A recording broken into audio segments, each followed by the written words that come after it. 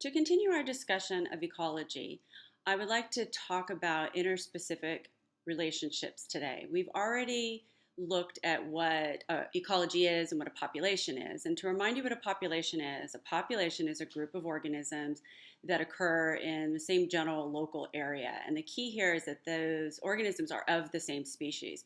So a species of rabbit would be a population in your backyard, basically.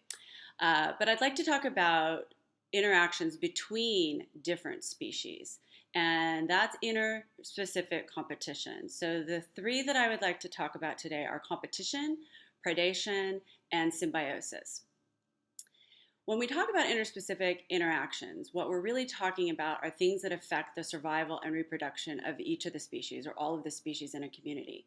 And these effects can either be negative or positive or neutral. First thing I'd like to talk about is competition. And there is a definition of species that states that two species competing for the same limited resources cannot coexist permanently in the same place at the same time. So in order to get around that, in order to divide up the limited resources that are in an area, species will do what's called resource partitioning. And resource partitioning takes those limited resources and divides them up just enough so that the niches are not exactly overlapping, so they are able to coexist.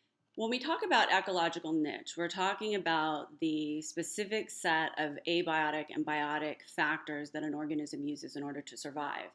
And we can think of an ecological niche as what an organism does, but also where it lives. So its job and its home, basically. There is this concept of a fundamental niche and a realized niche. A fundamental niche is the niche that a species could occupy if there wasn't any competition around. So the biggest, best niche if nobody else was in competition for the resources. And that might be space, it might be food, it might be breeding sites. And a realized niche is the niche that actually exists. So with the two populations existing together, what is the niche that is, in reality? So if you look at, there are two species of barnacles that exist in tide pools. And one of them is thalamus, and it generally will exist at the higher tide level. And the other one is balamus, and it will exist lower in the tide pools. But if you remove the ones that exist lower in the tide pools, the balamus ones, then the other species actually will fill that niche. So they will spread out from that upper tide line down lower and take over the spot that the other species used to exist. So it has a much larger fundamental niche than realized niche. Let's talk about predation now. Predation is when one organism kills another organism and eats it for food. Obviously, this is a positive benefit for the predator, but an obviously negative benefit for the prey. And predators have a wide range of adaptations in order to make them very good predators. So they may have very sharp teeth, claws, they may have speed, very acute senses like hearing, smell, sight. They might have stingers, they might have poison, they might utilize camouflage. So because of all of these adaptations that predators have, prey have come up with or have evolved adaptations that help them to avoid those predators. So they've gotten very good at avoiding all of those adaptations that the predators have in order to not become the predator's next meal. So some of the behavioral adaptations that prey have, hiding, so simply avoiding and hiding and not being seen by the predator, fleeing, so they also have speed to get away. They form herds or schools in order to, find that safety in numbers.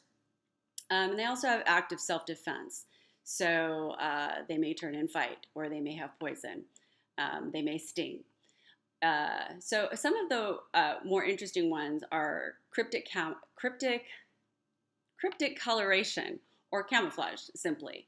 And so it makes it very difficult for the predator to see the prey because they totally blend into the environment. And there are some amazing examples of cryptic coloration. You can see that they are, I love the seahorses that look like the kelp that they exist in, and they're so hard to see unless they're moving. Um, there's also very bright colors. Some animals use very bright colors to indicate, hey, you better stay away from me. It's a warning. They may be poisonous. Great examples are snakes. Some are very brightly colored, and also poison frogs. Beautiful coloration on poison frogs, and they are advertising that you don't want to mess with me. There's also mimicry, where some species will mimic other species and gain an advantage in that way. So, one type of mimicry is Batesian mimicry, and this is where a harmless species, or a species that actually would taste good and is not toxic, actually mimics a toxic species. Our local monarch butterfly is actually an example of a species that has a Batesian mimic. The monarch butterfly is actually toxic if eaten, and birds will vomit if they encounter or eat a monarch butterfly. But the mimic is actually the viceroy butterfly, and the viceroy butterfly is fine to eat, but because it looks very, very similar and birds can't distinguish between the two, they will actually avoid the viceroy butterflies because they think it's a monarch, and they have already learned that to eat a monarch, it makes them not feel well. It's a perfect example of Batesian mimicry where they would be fine if they ate it, but they can't tell them apart. So that offers the viceroy butterfly some protection because it's looking like the one that's toxic. Another type of mimicry is called Mullerian mimicry, and this is where two species that are toxic or poisonous or not palatable actually mimic each other. And so there's a sort of combined effect. And an example of this is the yellow jacket and the cuckoo bee. And they both have very similar coloration. They've got the same black and yellow stripes, and predators have learned that black and yellow means leave me alone. So although they are both not palatable and they're both toxic, they will avoid both species. They'll basically avoid anything that's yellow and black stripes. So that's Mullerian mimicry. Let's talk about parasitism. This is a type of symbiosis where two species live in direct contact with one another. In terms of parasitism, there is a positive relationship for the parasite, but a negative one for the host. There are different kinds of parasites depending upon where they live. Endoparasites are found inside the organism. A good example of this are tapeworms that live inside the intestines. An outside parasite or an ectoparasite would be one that lives on the outside of the host body, like fleas and ticks on a dog. Another type of interaction is mutualism, and in this case, there is a positive benefit for both organisms that live closely together. One example are nitrogen-fixing bacteria that live in the root nodules of some plants, and plants aren't able to take the nitrogen from the soil without it being fixed by the bacteria first. So the bacteria have a place to live, they have nutrients, and the plant has an advantage because it gains the nitrogen that the bacteria is basically making usable for them.